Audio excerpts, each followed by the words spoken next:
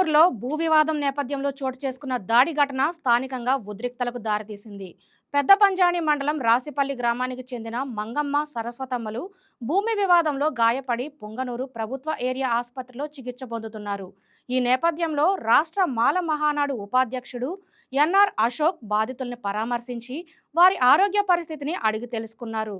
ఈ సందర్భంగా మాట్లాడిన ఆయన భూ వివాదం పేరుతో మహిళలపై దాడి చేయడమే కాకుండా కులం పేరుతో దూషించడం అత్యంత దుర్మార్గమని ఆగ్రహం వ్యక్తం చేశారు.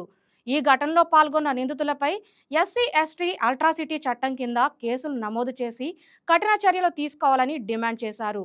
బాధితులకు పూర్తి న్యాయం జరిగే వరకు తమ పోరాటం కొనసాగుతుందని హెచ్చరించారు. పుంగనూరు ప్రభుత్వ ఆసుపత్రి నందు రాసిపల్లికి సంబంధించిన ఎరుకుల మంగమ్మను పరామర్శించడానికి మాలమానవుల ఆధ్వర్యంలో రావడం జరిగింది.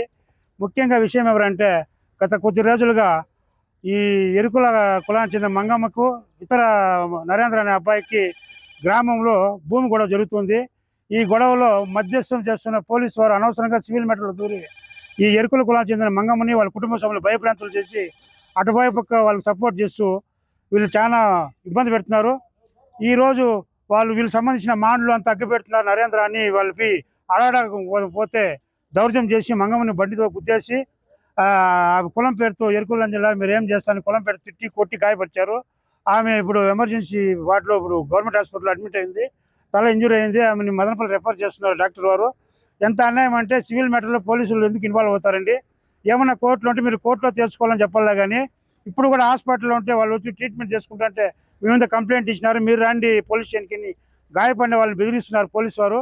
దయచేసి వీరి మీద మన చిత్తూరు జిల్లా ఎస్పీ గారు కొంచెము విచారణ జరిపి పోలీసు వారి మీద యాక్షన్ తీసుకోవాలా.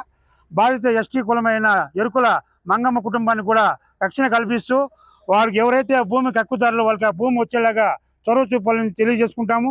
లేకపోతే ఎరుకుల కుల సంఘము, మాల మహానాడు, ఎస్సీ ఎస్టీ సంఘాలు అందరూ కూడా ఏకమై మన పెద్ద పంజాని పోలీస్ స్టేషన్ ముందు ధర్నా కార్యక్రమం ఏర్పాటు చేస్తామని తెలియజేసుకుంటూ జై భీమ్.